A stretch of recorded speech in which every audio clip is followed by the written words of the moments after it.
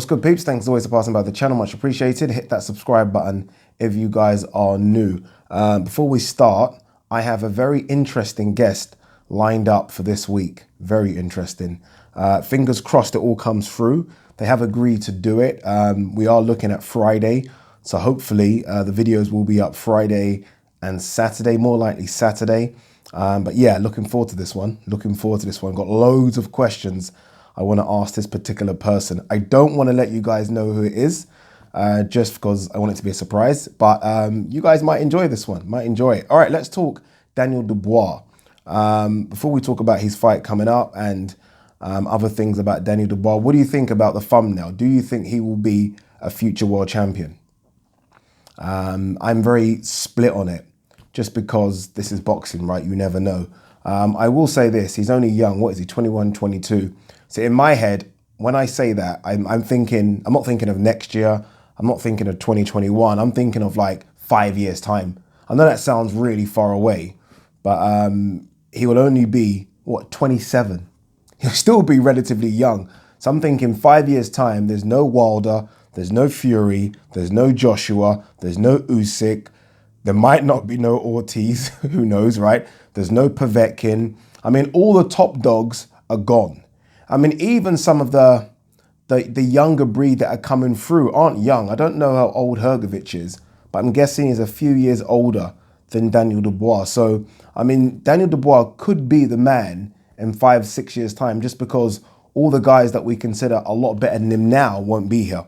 So, look, there'll still be some good young guns around. There always will be. But, I mean, he could be top of the pile in 5 or 6 years. He has a lot going for him now. And what he doesn't have, like, I don't think he has great head movement, good foot movement either, but that's very rare for a heavyweight. I mean, Tyson Fury and Ortiz are exceptions. Most heavyweights don't have great foot movement. But even those things that he don't have, I mean, he's got 5 years to work on them, or at least 2 or 3 years to work on them.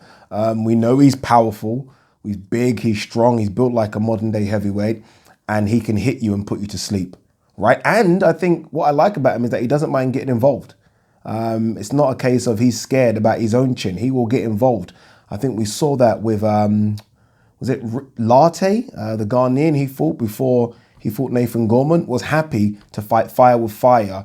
That's a guy that is very confident about his own chin and very, very confident about his own power. It has been a great year for Daniel Dubois as well.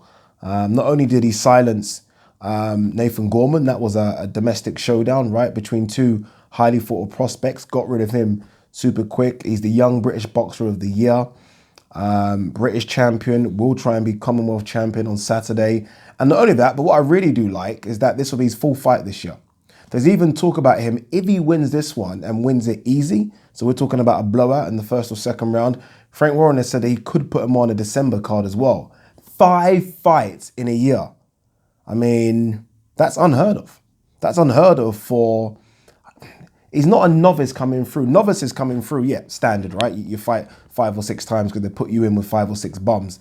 He's not really been in with 5 or 6 bums. I know people aren't too happy about this matchup. Look, it's a Commonwealth title, right? It's a Commonwealth title. Let's not be too dejected. I think people were very upset as well with Latte, and that turned out to be a decent little firefight.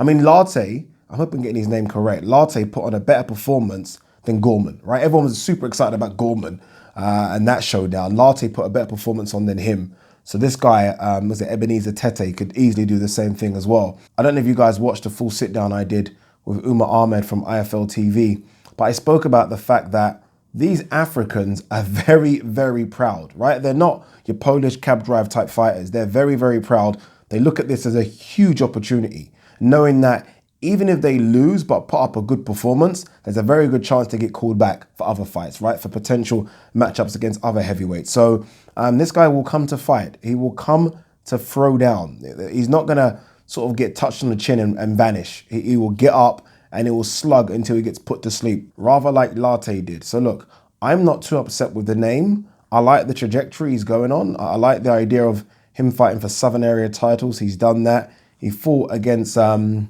he fought that Ravjan Kajnu, is that his name? He fought for one of these WBO belts. I don't like that. Obviously, Gorman, British title, this Commonwealth. And then fingers crossed, European. I don't know what's going on. Is Joe Joyce going to fight for it? We don't know. Kabiel was obviously vacated, gone to America to sign with Top Rank. So that belt could become vacant. That's then the next route. And then, I don't know, end of 2020, he then gets in the mix, right? He then gets into that top 20, top 25 mix. And let's see what he can do. But great year for Danny Dubois. Fantastic year for Danny Dubois. Ticked a lot of boxes. And I expect him to tick another box on Saturday evening, Royal Albert Hall. Is it Saturday? I think it is Saturday, isn't it? Royal Albert Hall. Nicola Adams is also on that card, fighting for a world title. Archie Sharp's on the card. And then you've got a few undefeated guys against nobodies, really.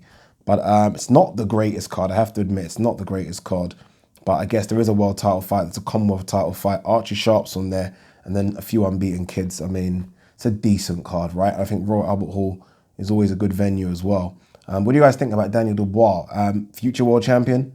Yes, no? If not, who do you think's a problem for him? Tony Yoka's going to be a problem. What is he, 25, 26, I think. He will definitely be a problem. There's guys out there, F.A. Jagba, a Nigerian based in America. He will be a problem. Then there's other guys. I mean, there's other guys around. There's people that might still stay around at the time. Dillian Whites of the world. If he can improve and add more tools to that bag, you know how I always reference that tool bag, then I think we are looking at a future world champion in a few years' time. What do you guys think? Let me know. Peace.